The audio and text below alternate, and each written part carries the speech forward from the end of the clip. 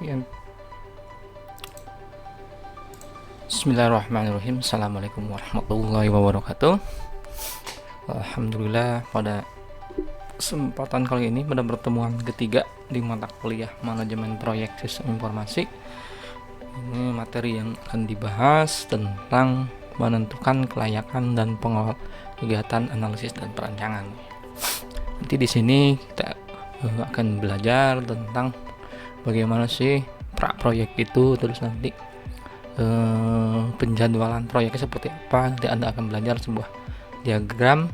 Ada dua diagram, yang pertama ada Gantt chart dan bar chart. Sebelumnya, seperti biasa, ini akan saya membahas yang pertemuan kemarin tentang manajemen perangkat lunak nih. Nah, di sana kan ada poin di mana di dalam manajemen perangkat lunak itu sendiri perlunya sebuah tim yang mampu mengelola sebuah perangkat lunak dari mulai tahap awal sampai akhir. Ini di pertemuan kali ini yang pertama, di bahasan yang pertemuan ketiga ini ada istilah pra-proyek. Ini pra-proyek ini menggambarkan adalah suatu proyek sistem dimulai dengan adanya sebuah masalah atau peluang untuk meningkatkan bisnis yang sering muncul saat organisasi beradaptasi dengan perubahan ini.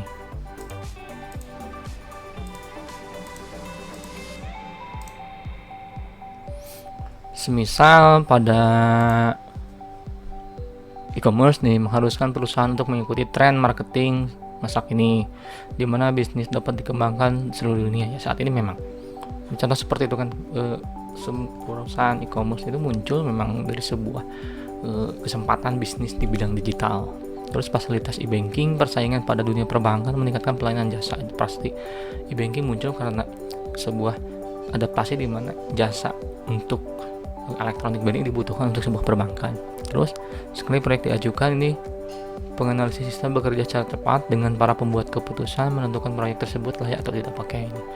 Proyek disetujui, maka dijadwalkan proyek dengan menggunakan perangkat seperti grafik Gantt chart tadi atau diagram PERT, program evaluation and review teknik, sehingga proyek bisa diselesaikan dengan tepat waktu.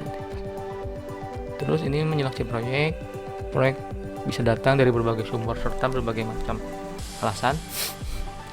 Terus kita bisa mengidentifikasi masalah yang dapat memunculkan suatu proyek. Ini ada tabel identifikasi masalah, contoh output berdasarkan kriteria berikut: terlalu banyak kesalahan, pekerjaan terlalu lambat, pekerjaan dilakukan dengan tidak benar, pekerjaan tidak terselesaikan, pekerjaan tidak dilakukan sama sekali. Ini contoh pemeriksaan output berdasarkan kriteria. Terus ada mengamati perilaku pegawai, masalah yang muncul ketika Anda kenapa sih harus ketika mengerjakan proyek ini harus diperhatikan seperti ini, terutama tentang pegawai kita. Ini bagus gak absensinya, tinggi nggak ini daftar kehadirannya, terus ketidakpuasan kerjanya gimana nih si pegawainya, tingkat pergantian pekerjaan, ini harus diperhatikan. Terus mendengar umpan balik eksternal dari vendor, konsumen, dan pemasok, termasuk keluhan dari mereka, saran-saran masukannya apa, kerugian dalam penjualan, dan tingkat keuntungan. Nah, ini harus diperhatikan ketika Anda melakukan identifikasi masalah dalam sebuah proyek. Pertimbangan lain untuk menyeleksi proyek, ini dukungan dari pihak manajemen pasti. Terus penentuan waktu yang tepat, ini waktu yang tepat Anda mengerjakan proyek, perannya seperti apa, ini harus diperhatikan. 3, kemungkinan yang besar untuk melakukan upaya peningkatan guna mencapai tujuan organisasional. 4, sumber dayanya bisa digunakan oleh penganalisis sistem dan organisasi ini. 5, proyek lebih bermanfaat dibandingkan bila organisasi menginvestasikan sumber daya yang dimiliki dengan cara lain. Nah, ini harus diperhatikan juga 5 poin ini. Terus pertimbangan lain juga, ini yang pertama dukungan dari pihak manajemen. Ini pasti ketika Anda mendapatkan sebuah proyek, Anda harus memperhatikan ini manajemen, karena manajemen berhubungan dengan proses pembayaran ini kan. Ini utama, sangat-sangat esensial sekali. 2, penentuan waktu yang tepat. Ini kembali lagi ke diri kita sebagai pengelola proyeknya. Komitmen untuk ini ada proses nanti ketika instalasi dan sebagainya, ini harus memperhatikan waktunya sehingga bisa tepat selesai. Terus 3, kemungkinan yang besar untuk melakukan upaya peningkatan guna mencapai tujuan organisasional. Proyek harus menempatkan organisasi sesuai target, tidak menghalangi dari tujuan utama ini. Jadi tujuan organisasi itu apa? Ketika proyek itu selesai, ya memang harus berdasarkan tujuan visi misi organisasi tersebut. Sumber dayanya bisa digunakan oleh penganalisis dan organisasi ini. Memilih proyek bisa dijalankan berkaitan dengan sumber daya yang dimiliki dan kemampuan mereka dalam menjalankan bisnis proyek tidak akan gagal karena bidang-bidang keahlian Anda dan Anda harus mengenali hal itu.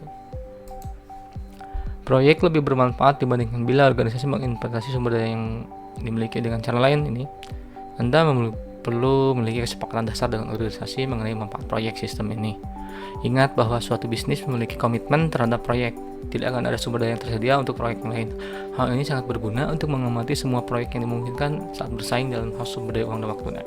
Karena ketika Anda pasti menjalankan sebuah proyek itu persaingannya ini, karena kan berhasil tidaknya sebuah proyek yang kita jalani ini menentukan kedepannya perusahaan kita nanti apa sih manfaat buat organisasi yang menjadi proyek ini. Nanti kan ini investnya kalau bagus ya ke kita terus nanti proyek, tapi kalau gagal ya mereka bisa pindah karena terkait mungkin proyek dengan kita yang jalan sebelumnya itu kurang bagus.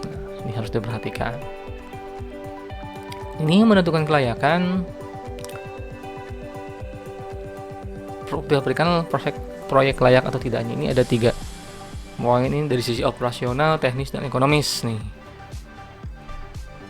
Datanya bisa melalui wawancara, banyak ini tekniknya dari pihak manajemen wawancaranya pastinya. Meskipun itu ya, jadi ketika melakukan uji kelayakan ini jangan terlalu banyak waktu, ya cukup dengan poin-poin yang paling pentingnya aja nantinya.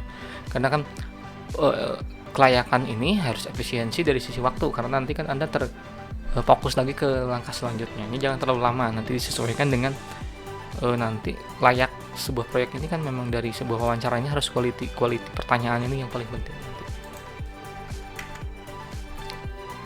Ini poin 3 yang tadi, kelayakan operasional, kelayakan teknis, dan kelayakan ekonomis. Sisi operasional ini apakah sistem tersebut bisa beroperasi setelah diinstal, apakah sistem tersebut akan dipergunakan dengan baik. Di sisi operasional harus diperhatikan. Kelayakan teknik ini memberi nilai, ini yang kelayakan teknis memberi nilai tambah bagi sistem yang ada. Ini pasti ketika sistem itu jadi, apakah ini ada nilai lain lagi nih terhadap sistem yang dibuatkan tadi. Terus teknologi yang tersedia untuk memenuhi kebutuhan pengguna itu di sisi teknis, jadi teknologinya bisa sesuai dengan kebutuhan user.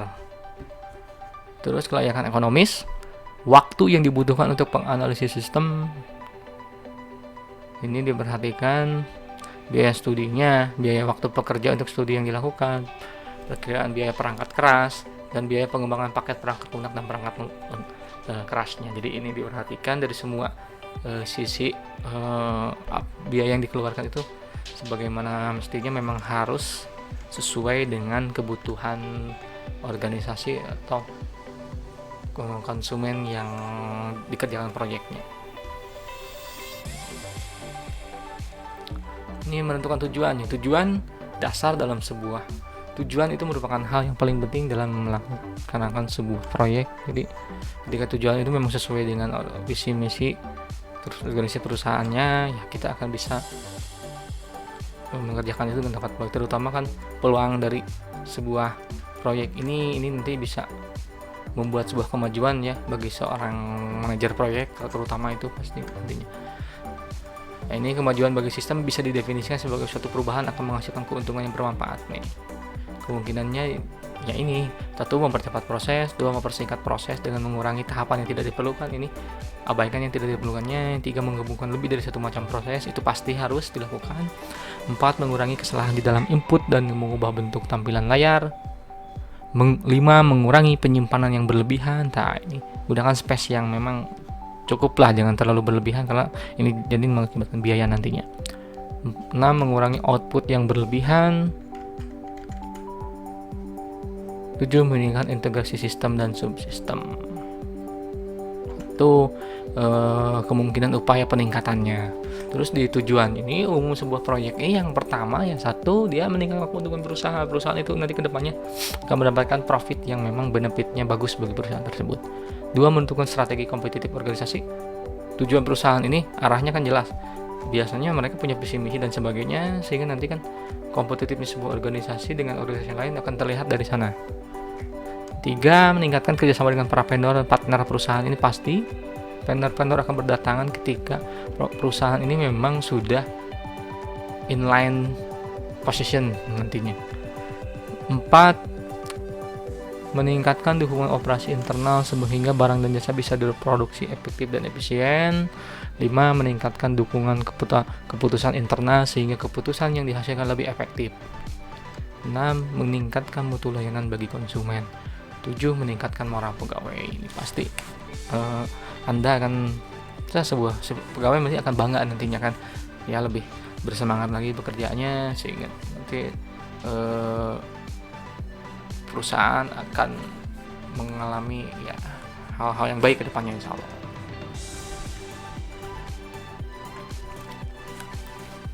Terus ada kegiatan perencanaan dan pengontrolan. Ini analisis perancangan sistem melibatkan berbagai jenis kegiatan nih bersama-sama membentuk suatu proyek.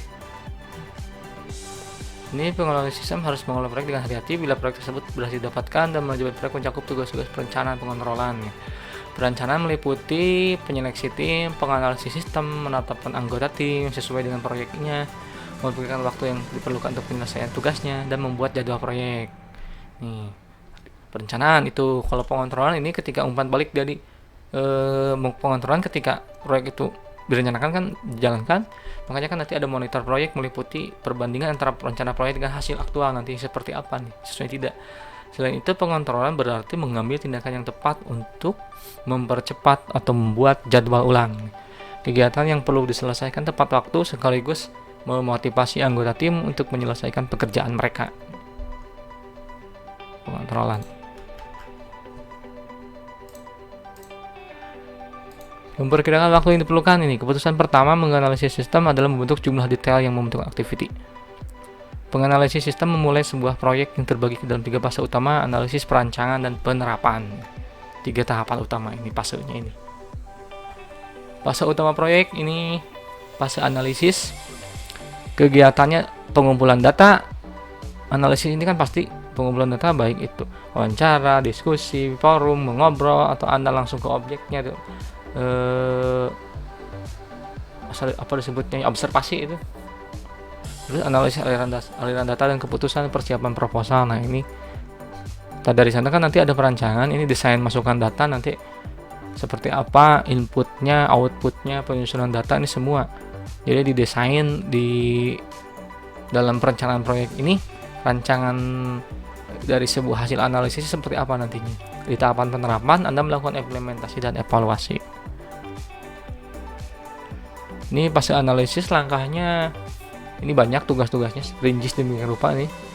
Detailnya seperti ini. Pengumpulan data, contoh melakukan wawancara, waktunya 3 hari, kuesioner 4 hari, membaca laporan perusahaan 4 hari, misalnya memperkenalkan prototipenya 5 hari, mengamati reaksi terhadap prototipenya 3 hari. Itu pengumpulan data contoh. Terus ada analisis aliran data dan keputusan. Ini menganalisis aliran data misalkan 8 hari, karena kan ini prosesnya pasti lama, karena kan kita melihat dokumen dari yang ada di sana, nanti kita harus menerjemahkan menjadi sebuah dokumen yang baru lagi menyesuaikan dengan kebutuhan sistem nanti. Persiapan proposal ini menyajikan analisis biaya keuntungan 3 hari, mempersiapkan proposal 2 hari, menyajikan proposal 2 hari. Jadi ada waktu yang memang disesuaikan dengan beban pekerjaannya. Ini kadang-kadang dalam bagian sulit dari perencanaan proyek adalah langkah memperkirakan waktunya nanti. Tugas selesainya kapan nih? Saat memeriksa alasan tentang terlambatan proyeknya, anggota tim proyek menyebutkan perkiraan jadwal yang keliru sehingga menghambat keberhasilan dari sebuah proyek. Di sini pentingnya pengalaman untuk memperkirakan waktu yang diperlukan, dan penganalisis sistem harus mempunyai pengalaman ini. Makanya kan analisis sistem ini merupakan pekerjaan yang sebenarnya ya berat.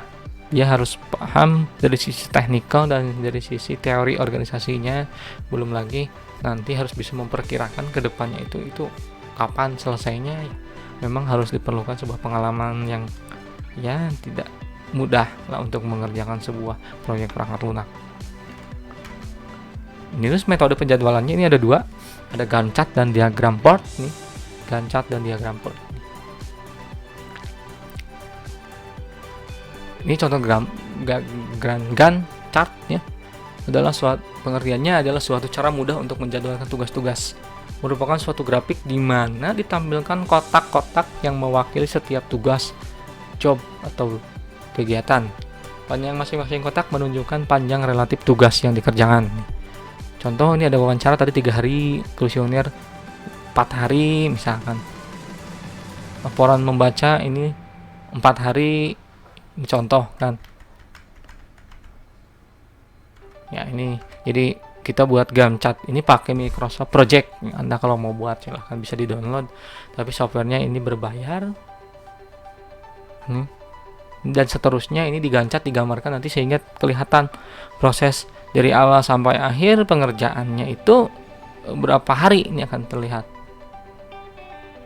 Ini ada warna, kalau abu tua ini bisa kegiatan yang terselesaikan, kalau ada abu tua dan yang sebagian terselesaikan, kalau yang abu muda ini belum diselesaikan.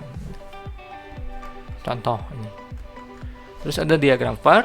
PERT adalah singkatan untuk program evaluation and review teknik revisi dan evaluasi program.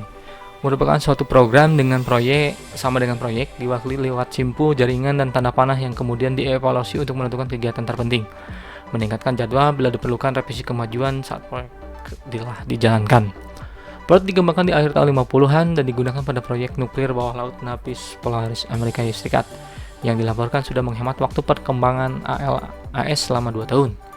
PERT lebih bermanfaat bila kegiatan dilakukan secara paralel daripada secara beruntun. Penganalisis sistem akan memperoleh keuntungan dari PERT bila menerapkan pada proyek yang dipilah menjadi skala yang lebih kecil, khususnya bila anggota tim mengerjakan kegiatan-kegiatan tertentu pada waktu yang sama saat anggota tim lain mengerjakan tugas mereka sendiri. Itu PERT. Contohnya seperti ini diagram PERT. Jadi ada A, B, C, D, E. A, B, C, D, E ini kan activity-nya 2, 4, 6, 8 itu jumlah hari yang pengerjaannya nanti.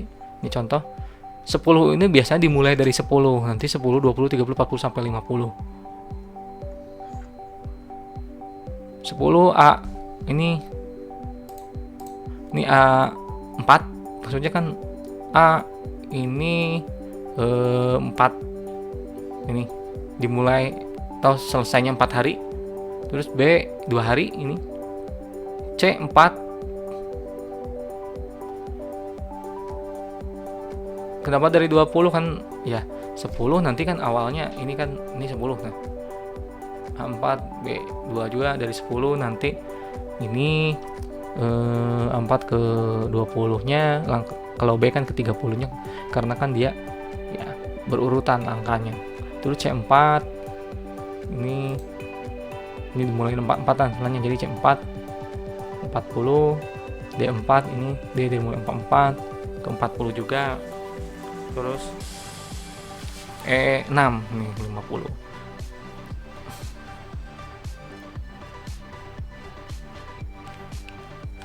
Ini contoh jadi gambaran dari diagram Gantt chart diubah ke PERT chart. Nanti detailnya ada video lagi lah biar lebih paham.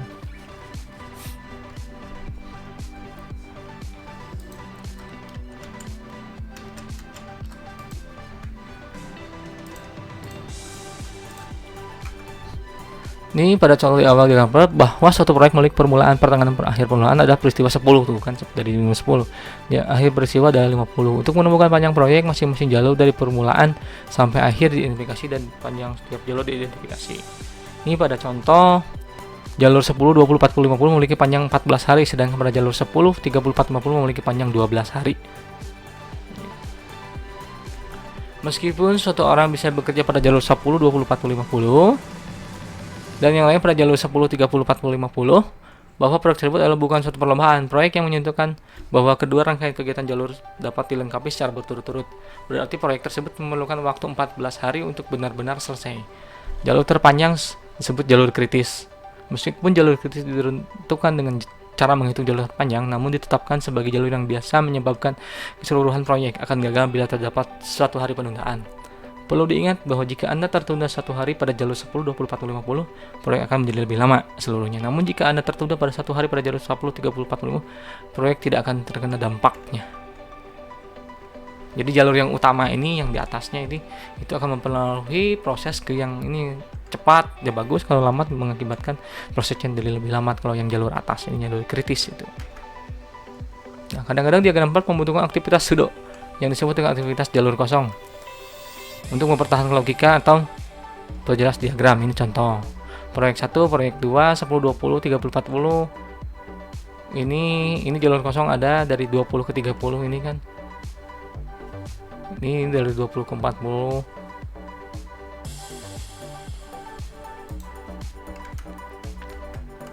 Jadi contoh proyek 1 dan proyek 2 dampak berbeda dan adanya jalur kosong membuat perbedaan itu semakin jelas. Dalam proyek 1 kegiatan C hanya dimulai bila kegiatan A, B diselesaikan ini. Jadi kegiatan C bisa mulai kalau A, B bisa beres. Itu yang satu. Ya. Karena semua tanda yang panah mengarah ke simpul harus dilengkapi sebelum meninggalkan simpul. Nah, dalam proyek 2 kegiatan C hanya memerlukan penyelesaian kegiatan B. Yang ini C ini hanya dari B kalau ya. Tapi kalau ini kan maaf. Dalam proyek 1 kegiatan C hanya dimulai kegiatan A B diselesaikan. Ini dia bisa mulai kalau A B ini harus selesai. Tapi kalau yang proyek 2 kegiatan hanya memerlukan penyelesaian kegiatan B aja. Ini hanya bisa ini aja. Boleh ini.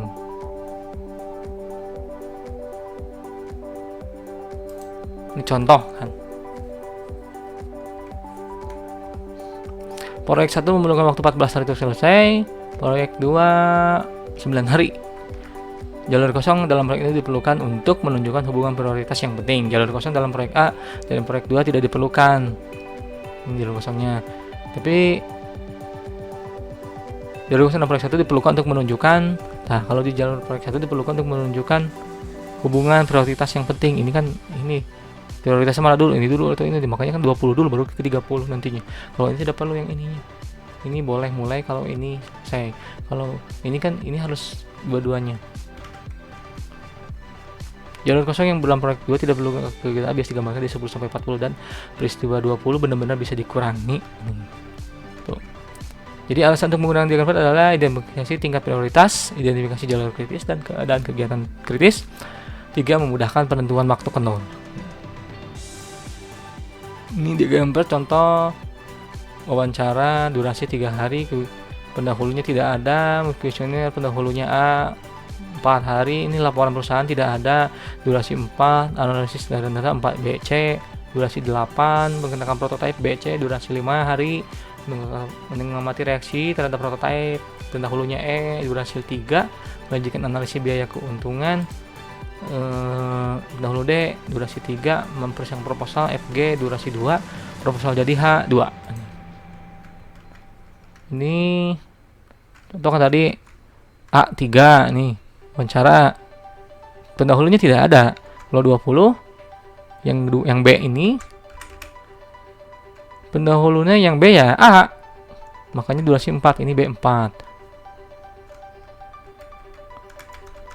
C membaca laporan perusahaan tidak ada, durasinya 4 ini. C nggak ada, makanya dari sini mulainya.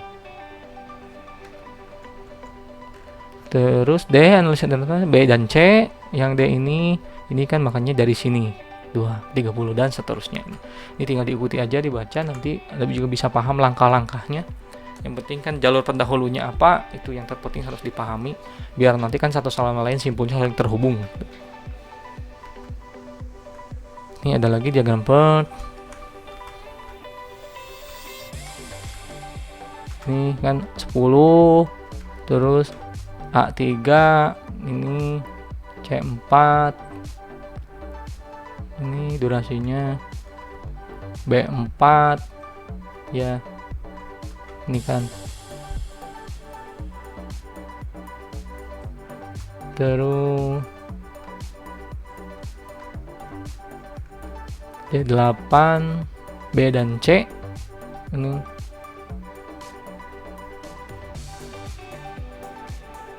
E juga sama, B dan C, maka jalurnya jadi 30. Terus F ini G ini dari D, makanya kan dari sini. Kalau F dari E ya harus dari bawah nantinya. Tuh. Ini. Tuh. F dari bawah. Ini F3. Aduh, ini G udah dari D.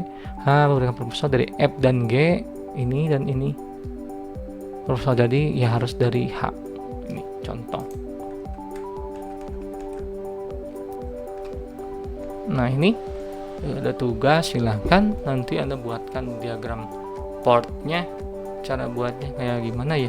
Nanti saya akan ada video lagi. Anda install aja Microsoft Project ya, Office Project itu untuk pembuatan diagram baik Gantt chart dan per chart. Nanti silahkan dibuat dari kasus yang ini. Anda silahkan nanti upload jawabannya di e-learning. Saya akan bikin pengumuman aja nanti untuk pertemuan ketiga, untuk upload tugasnya lewat mana ya. Mungkin hanya sekian penjelasan videonya tentang materi ketiga, pertemuan ketiga itu tentang menentukan kelayakan dan mengolah kegiatan analisis perancangan. Jadi Anda nanti akan praproyek seperti apa, tadi kan dijelaskan, terus termasuk fase dalam pembuatan proyek, pembuatan penjadwalan proyek menggunakan diagram Gantt chart dan diagram PERT. Silakan, soalnya ada, ini tinggal dikerjakan nanti, dibuat dengan Microsoft Project ya.